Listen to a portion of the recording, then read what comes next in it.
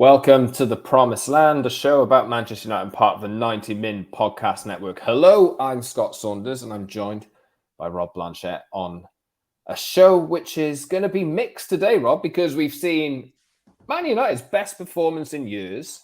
I reckon it was years. Not ruined as such, but not overshadowed, but mired, I guess, with the fallout of Cristiano Ronaldo walking off the bench and refusing to come on the pitch. Has now been dropped from training, will not feature against Chelsea at the weekend. And things are really coming to a head by the looks of it. We'll also talk today about some news circulating from the Netherlands this morning about Edwin van der Sar being contacted by Man United. We'll look ahead to Chelsea. We'll do all the Ronaldo talk, but we will talk about the positives as well, because we do need to do that. Rob, how are you feeling? I feel pretty good. Why? Well, not because of Cristiano or anything to do with him. And we will obviously talk about what he's done, the implications, the ramifications, and everything moving forward.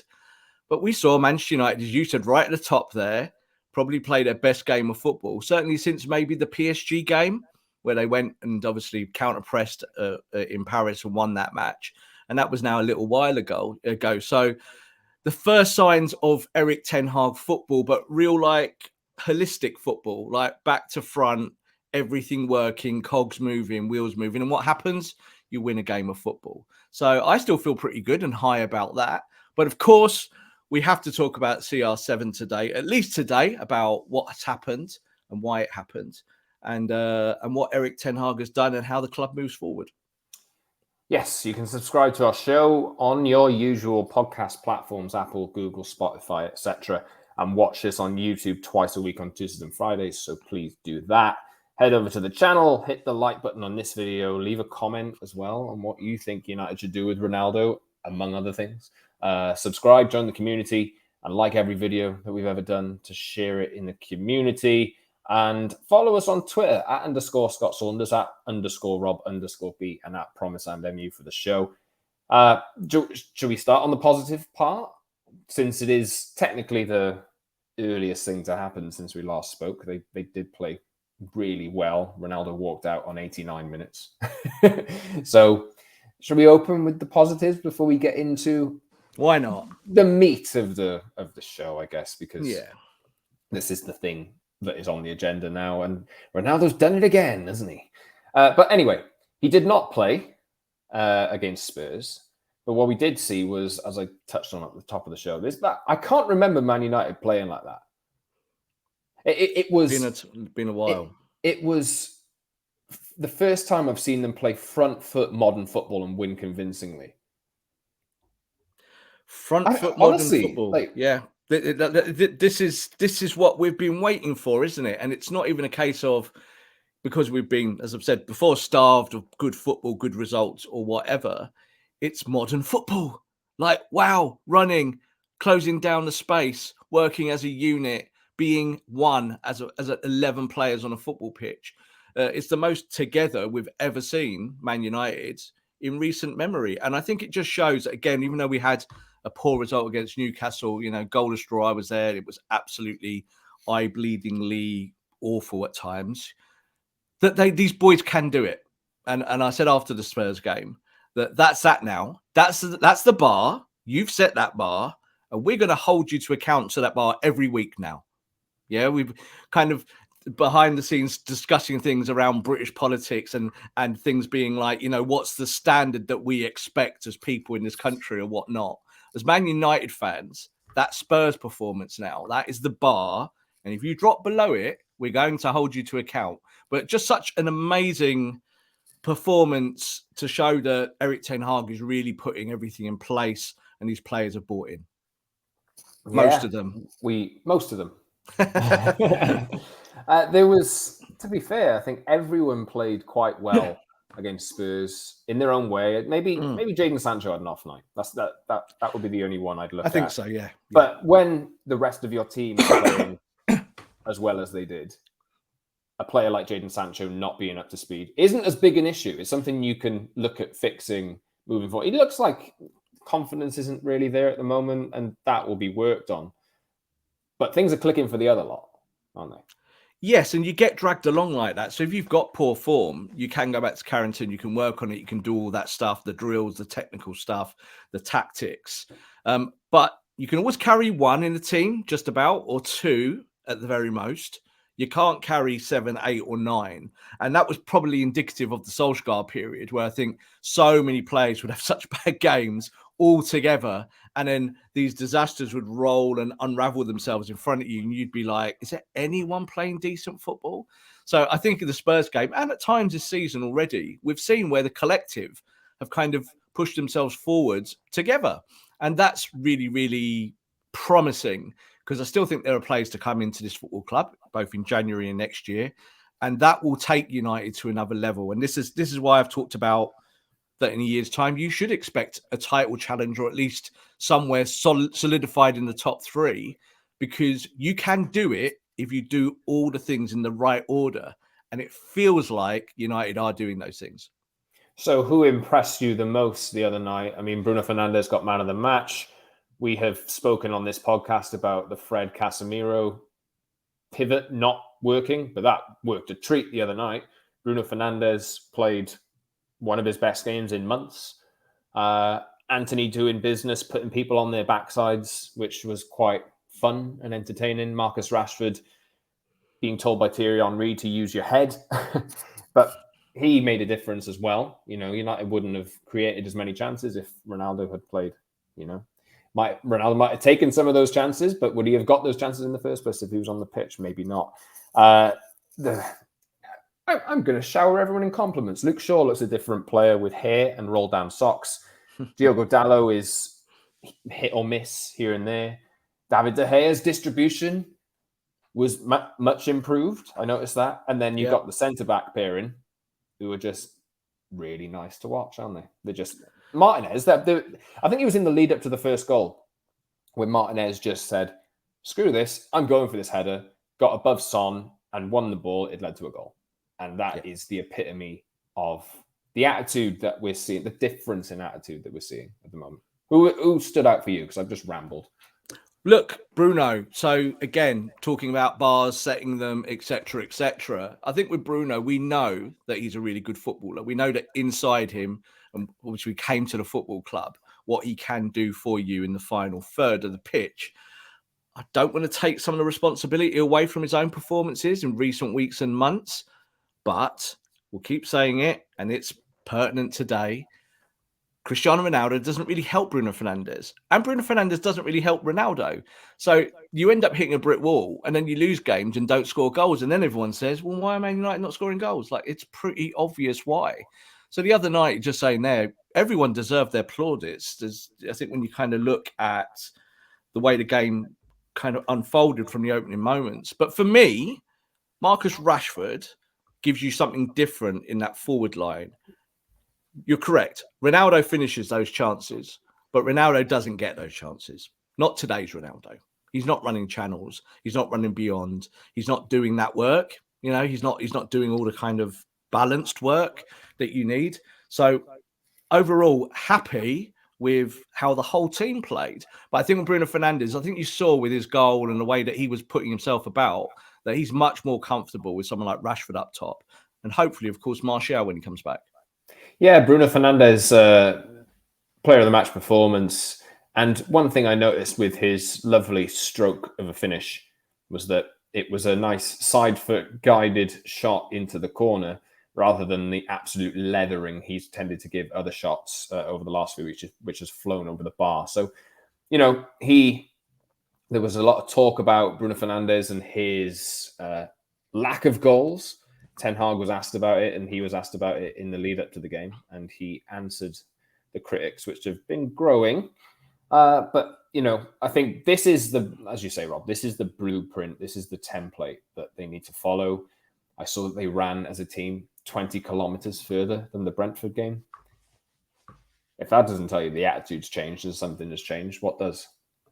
Yeah, completely. And I think like sometimes we get obsessed with running stats and all of that kind of those metrics around that part of the game. But for Man United, it is really pertinent because they've always been so far behind the crowd. Like bottom half of the table for actually energy work. It's so good to see that being rectified. And I do think that some fans, they want United to play well, they want good results, but then there's going to have to be some unpopular decisions. And this is kind of where the Ronaldo question itself pops up, because Ronaldo is the populist. He's the guy that a lot of people want to see, and he'd carry United back to the promised land. But come on, I think we know the truth. And the truth is that he's not the guy. We've got good players in our squad. You've got to empower them. And I think Ten Hag understands that. He's understood that from day one. He said it in pre-season and he's stuck with it. He doesn't tinker too much. He keeps his system. It's a kind of 4-3-3 now, with a single pivot at the back trying to dictate play, and United playing front-footed attacking football. And isn't it a joy to see what Ralf Rangnick said about the press, about how he wants gegenpressing to be Manchester United style? I think this manager has come along and said, yep, I like that too. That's what works. It's what City do. It's what Liverpool do. So we're going to do it. But do you know what? We're going to try and do it better than them. Liverpool, Arsenal, Tottenham, already all ticked off on Erik Ten Hag's hit list. He's beaten those teams. Now he's just got to go and beat the other teams. I always say, you've got to beat the bottom 16. That's how you win titles. That's how you get in the top 4. And United now need to kind of show that when they play the Newcastles of the world or the Brentfords, that they can impose their will on other styles of football. We'll talk Ten Hag probably in the section coming up here, because obviously he's dealt with Ronaldo in the right way, but he does deserve a hell of a lot of credit. I know it's only been 10 Premier League matches, but what have they won? 6 games, I think, drawn 1, lost 3, and 2 of those defeats were in the first 2 games before the lightning strike moment, before things changed. He has already, even within 10 games, managed to galvanize a squad of players that were absolutely broken at the end of last season and have been broken for a long time. Has obviously got what he's wanted to a degree in the transfer market with some of the players that he signed. But everything, I think, even the players that have come in have set the tone, and that you can see exactly why he wanted to bring those players in, like Martinez, like Anthony. They've set the tone. They have great talent, and they've fit in already. They've hit the ground running, barring the first 2 games. And Ten Hag deserves a lot of credit for installing discipline, installing expectations, and the way he carries himself as well in front of the media. And I'm just very happy with him at the moment. Yeah, he's got that kind of statesman feel, in the sense that he knows how to express himself in front of a camera without over-egging it, without overdoing it. But at the same time, he's giving out positive vibes with it, isn't he? So it's not just all blue skies. It's not that. He talks in reality terms. And when United do things well, he praises them. And when they don't do anything well, there's no nonsense from him. He just stands there and says, if we're going to be like this, then no chance. He's starting to use the words a lot. I've realized, in inverted commas, if this doesn't happen, you get killed. He keeps saying it in presses now. If this happens, you get killed. So we don't want to do that, do we? So I'm sure that's what he's hammering into the players' heads at Carrington. But just really impressed, like you said, 10 games there. And, Man United, a day is a lifetime. And it feels like in those 10 games that he really has travelled a long journey already, taking United's, not expectations, because I think we're all relatively sane and we know what to expect, and there'll be ups and downs. But he's leading the football club in the correct manner. He's getting people singing from the same song sheet, most of them, as we keep saying. And it feels like already after 10 games that this is Erik Ten Hag's football team. And that feels good to me, because I thought we would see this be a difficult period in the opening weeks. I wasn't surprised by the defeats. I wasn't surprised by getting spanked by Brentford. None of that stuff, because you've really got to convince footballers who don't like to run that running wins you games. Once you've done that and you've got them there, then you've got to hold them there. And of course, you said the new signings, I think they've been key. You've seen like Martinez is already like a cult figure at the football club. Anthony, I think, started fantastically. Casemiro has now showed up to the party. So all of these things, Christian Eriksen might be, as I said, the most important player at the football club. They're all new players. They've all added a new impetus. And long may it continue. Yeah, Casemiro, particularly the other night, was, you just see him screening that defense, and that's what his job is. But his intensity in the tackle, his positioning, very impressive. But one thing I noticed as well, there was a situation, I think it was in the first half, where United were under a bit of pressure. He received the ball on the edge of the box and just did a nice reverse pass to Bruno Fernandes, which I don't really see many other midfielders doing that in that position. Just that bit of composure and that bit of intelligence, I guess, to pull that off. Yeah, look, in tactical speak, playing out the pivot is what wins you games. So how do you play out the pivot? Because it allows you to counter press, allows you to get going really quickly. So for United, that's always been a problem. That's why they played a double pivot, because they didn't have a lot of talent in there. And I think what you see across the board again is that at Liverpool, they have Fabinho, they have Alcantara, they can play out from that area. When you look at City, they have Rodri. Previous years they've had Fernandinho. So you can play out from that area and hurt the opponent. United now suddenly have some options there. So Casemiro being the biggest one, but obviously Eriksen's played as the sixth primarily this season. So put the ball on the deck, get it moving forward, work the channels and run. And if you do those things, good things usually happen. If you're stagnant in that defensive midfield role or in front of your back four, everything stops. Your defense stops, your midfield stops, your attack's got no chance. So this is the way now, is that the method, I think, is being hammered into the team. It's like when you play a musical instrument, something like that, and you have to keep repeating stuff 1,000 times until your fingers work on the fretwork without thinking. Football's the same. You've got to go and do that drill work, and it takes you 6 months, a year, even 2 years to become perfect. I keep saying it. Man City, 6 years to get where they are today. Liverpool, 6 years. It takes time. Now, we haven't got 6 years, but I think we're showing that this season that there is rapid progress in a relatively short period of time. That progress will continue without Cristiano Ronaldo. Whenever I'll clear my throat for this bit. As we'll clear your throat, Rob. So I'll just do the run through. I'm sure that if you're listening, you know exactly what the situation is. Ronaldo named on the bench for the game. Ten Hag did say before the game he would come on, actually. I don't know how many people caught that. He did. And he did say that. And we were expecting him to come on. United were in a good position. And then we see Ronaldo walking down the tunnel in the 89th minute. And it is a split in the fan base, obviously, because it's Ronaldo. There's, he's been disrespected by not coming on. How can you leave Ronaldo on the bench? You're cruising. It's Ronaldo. He deserves to be treated like a king, etc., etc. Soon after, it's released that he refuses to come on. And that changes the picture. For maybe some people who are defending him, that is just not the way you conduct yourself, especially as a 37-year-old footballer who is greatly experienced. He's now been dropped from training. He's been dropped from the squad that will play Chelsea when United are also very short up front. So that is a statement. Hopefully Anthony Martial will be back. But it is the necessary measure that Ten Hag had to take. Ronaldo is... the club actually issued a statement saying as such that Ronaldo would not play against Chelsea. And Ronaldo responded. On Instagram, as I've always done throughout my career, I try to live and play respectfully towards my colleagues, my adversaries and coaches. That hasn't changed. I haven't changed. I'm the same person and the same professional that I've been for 20 years playing elite football. And respect has always played a very important role in my decision-making process. I started very young. The older and most experienced players' examples were always very important to me. I've always tried to set the example myself for the youngsters that grew in all the teams I've represented. Unfortunately, that's not always possible. And sometimes the heat of the moment gets the best of us. Right now, I feel I just have to keep working hard in Carrington, support my teammates, and be ready for everything in any given game. Giving in to the pressure is not an option, and it never was. This is Man United, and United, we must stand. Soon we'll be together again.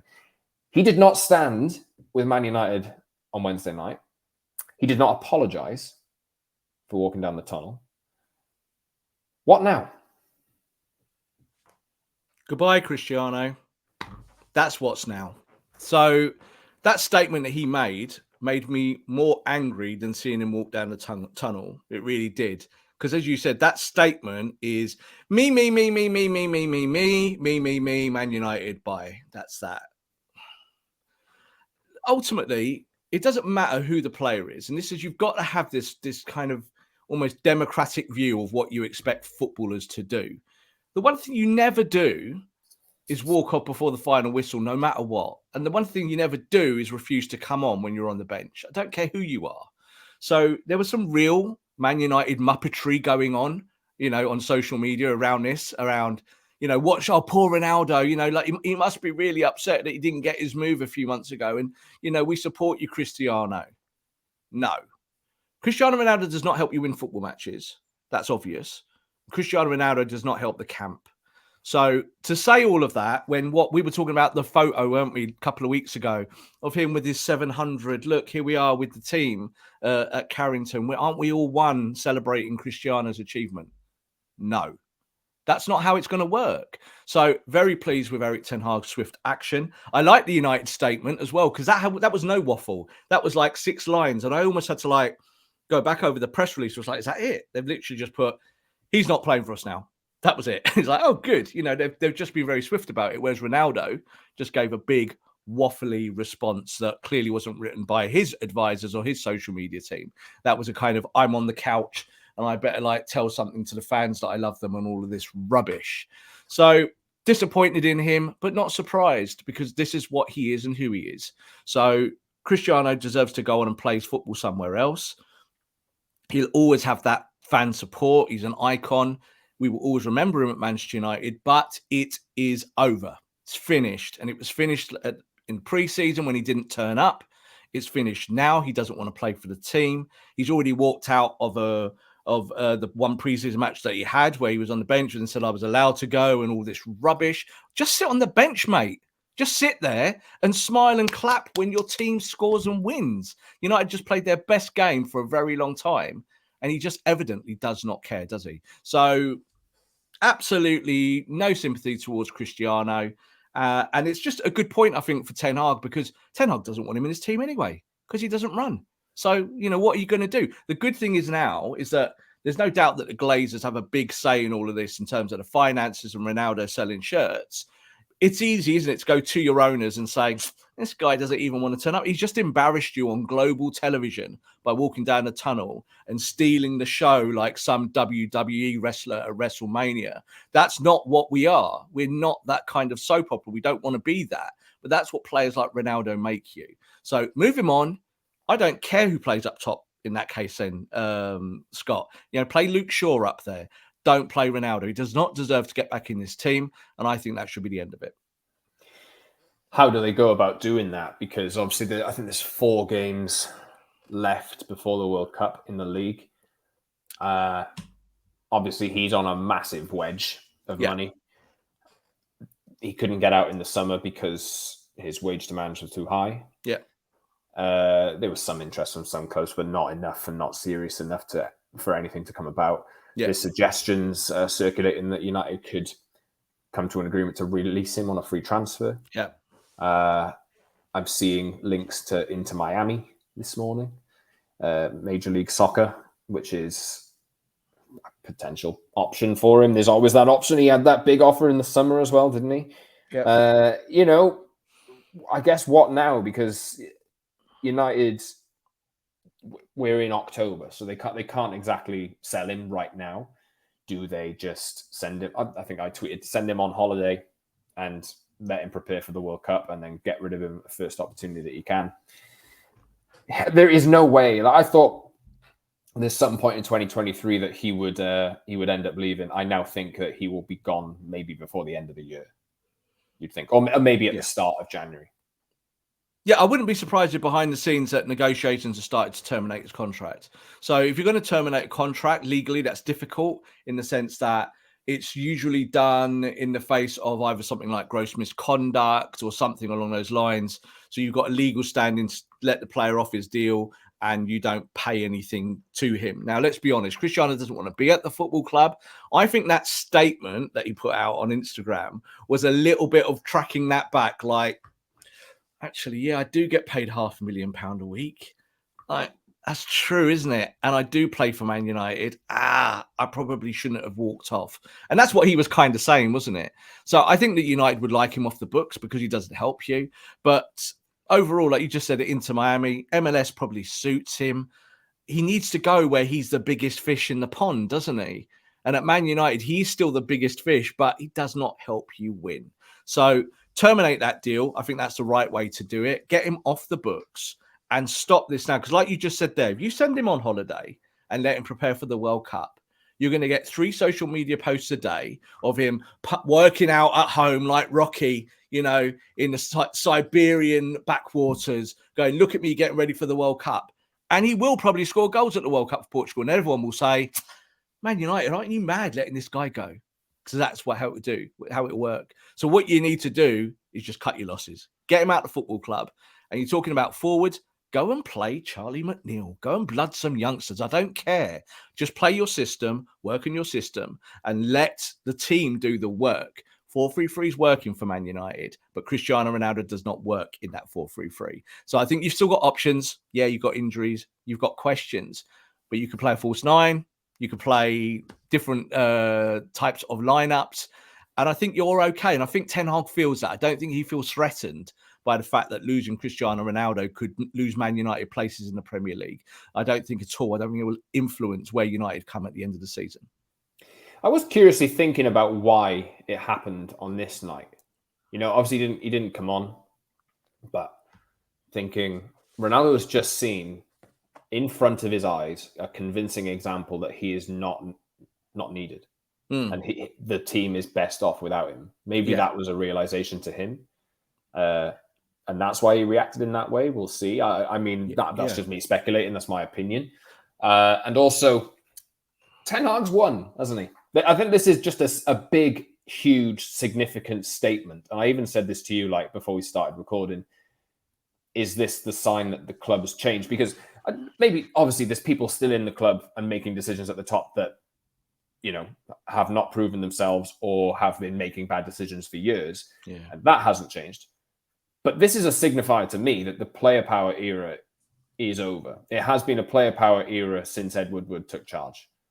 And completely. This is the thing now. This is the big moment where your biggest player, your highest reputation player, one of the best players in the world for 15 years has been cast aside because he's not following instructions. I tweeted King Eric and a picture of him. It is now the manager in control. Yes, and it has to be that way. He said it from day one. You know, Sir Alex Ferguson famously said the most important person at any football club is the manager and no one else. No one else can touch the manager in that realm. It's up to the manager to lead and to be respected. And I think with Cristiano, like you're saying there, you know, it's always been at United that the biggest wage earners get the biggest say. And you cannot operate a football club not successfully like that. It has to be much more holistic. I don't think I've ever seen a player, certainly of his magnitude anyway, walk off before the final whistle. He knew absolutely forensically what that would do. He knew it. He knew walking down the tunnel. There was even a fan that leant over the side and kind of was like, you know, high five Cristiano. No, just walking down the tunnel because this is my moment. You know, I'm going to do this. Before the game, there was talk, obviously, about the hat-trick he scored against Spurs last year and his record against Tottenham, which is very, very good. But that's Cristiano from back. You know what I mean? We're going backwards here and we're trying to go forwards, aren't we? So just disgusted at him, really. You know, the fact that he would do that to his teammates, but do it to all the fans, because I think that disrespect has been there since he came back to the club. You know, he never goes and claps the fans. He never goes to the away end. You know, if he's on the bench, shows no interest in the game at all. So for me, cut your losses. Yeah, you're an icon. Tick all these boxes about who you are. Ultimately, you do not help the football team win. Therefore, you need to leave. Yes. Let us know what you think of this situation at _Scott Saunders, at _Rob_B, and at Promise and MU for the show. Leave a comment on the video as well if you're watching on YouTube, because he's always divisive. Even now, I'm seeing defensive Ronaldo. But one thing I feel sad for the Ronaldo fans, Scott. I feel sorry for the people that really love him unconditionally. He's just sticking 2 fingers up at them. Mm-hmm. Yeah, they're the people that pay his wage. They're the ones that will be in Team Ronaldo for the next 50 years, because that's what happened. Ronaldo's got $1 billion deal with sports companies, and he will have that for the rest of his life. That runs a lifetime deal. So he's going to always have a gazillion Instagram followers. So I feel sorry for them. But you know what? My interest, and I know your interest as well, is in this team.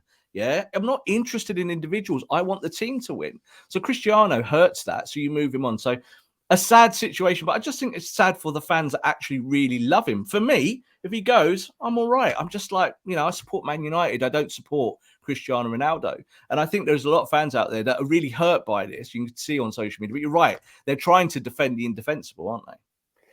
Yeah, there comes a time where I think this is a watershed moment for me. I think it is that significant. And I was convinced that United were getting on the right path.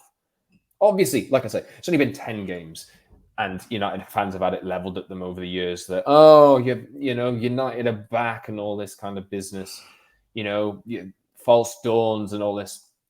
No, it actually feels like something significant has changed this time. Whether that will end up with results on the pitch, who knows? But the culture is changing, and the culture is what's been wrong for 10 years or more, and well, maybe less. But yes, since Sir Alex Ferguson left anyway, it is a big moment. We will not see Ronaldo at Chelsea. Will we see him again? Who knows? We'll wait for developments on that. I've seen a tweet this morning saying he's turned up to training at Carrington at 8:30 this morning to train with the under-21s. So he is in, he's about, and that's how it is. I wonder if we'll see any training pictures. With the winning under-12s, running around with the under-12s. I won the under-12s game today. It's the right move from Ten Hag. He's strengthened his position. He's absolutely solidified his place of power with his signings, with the way that he's dealt with this. Massive, massive credit to Erik Ten Hag for how he has managed this, because it was not an easy situation to manage at all. And wasn't it good that he said straight after the game, I'll deal with that tomorrow? That was it. There was no fumbling. He's just like, I'll deal with it tomorrow. Because Cristiano is just another footballer. That's how you have to look at it to him. So he just went, I'll deal with it tomorrow. If that was Garnacho walking off, in the 89th minute off the bench when he's told not to, then we'd all be saying, well, you need to probably fine and suspend the boy, don't you? It counts for Ronaldo as well. It has to be like that. And the fact that it is Ronaldo is also the example that is set for everybody else. For Garnacho and the boys. This is the thing. It's showing those boys that no one player is bigger than the team. Yes. Leave a comment. Let us know what you think of the Ronaldo situation. Will we see him again in a Man United shirt? I don't know. Maybe they'll try and smooth it over and give him a home send-off in front of the fans just to make that not the last image that we see of him in a Man United shirt. But maybe the PR machine might do that. They might well do that. Maybe he'll reintegrate into the team.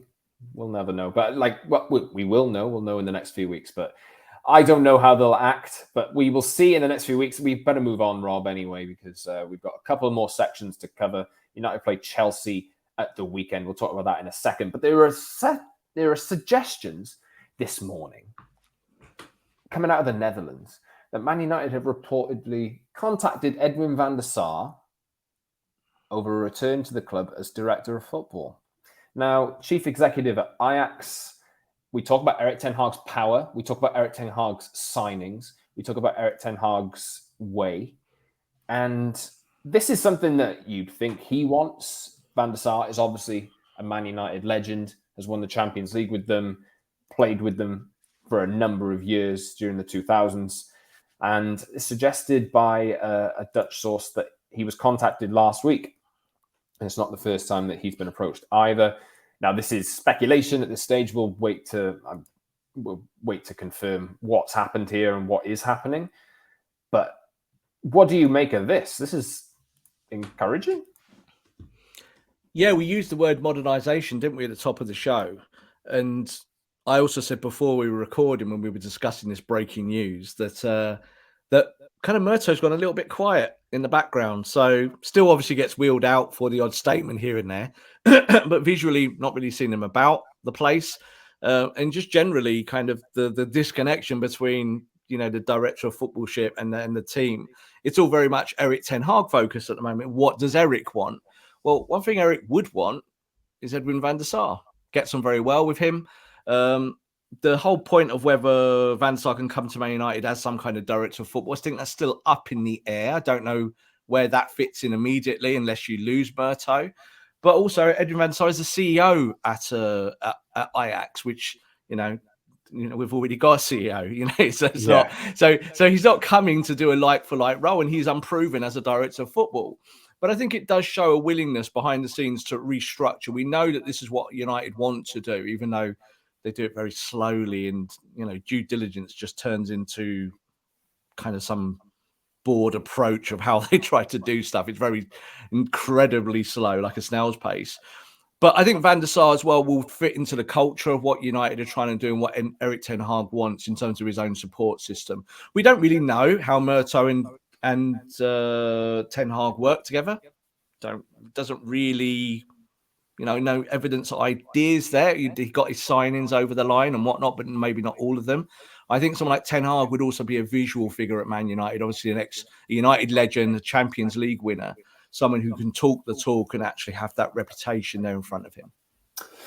Yes, we'll see how that one plays out, because United is still working in the background, but we will look ahead as well briefly to the Chelsea game. There is no Ronaldo, as we say. This is going to be interesting. I think this is going to be an interesting one, because Chelsea are in their transition mode under a new manager themselves. Obviously, Graham Potter's had less time than Erik ten Hag so far, but he's had some decent results. But recently, performances haven't been too sweet. They drew at Brentford the other day, and they have been shipping a lot of chances. I think they beat Villa last weekend, I think it was, but they were lucky. Kepa made a host of saves. United have, I've seen them win at Stamford Bridge, but generally going to Stamford Bridge, I think of defeats. This one is going to be interesting, because you've got two managers who are new to their clubs, who both play front foot, high energy football, and are very clever and astute. This should be an interesting game, and I don't know what to expect.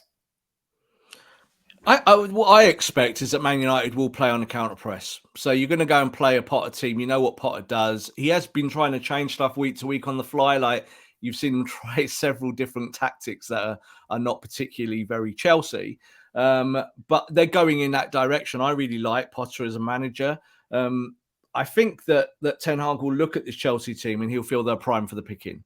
So if you go there and you do all that work, and I think it might be a kind of carbon copy of the Tottenham game, is that, Spurs want to play that kind of 3-5-2. They want to push the ball forward. They want to hit you on a counter.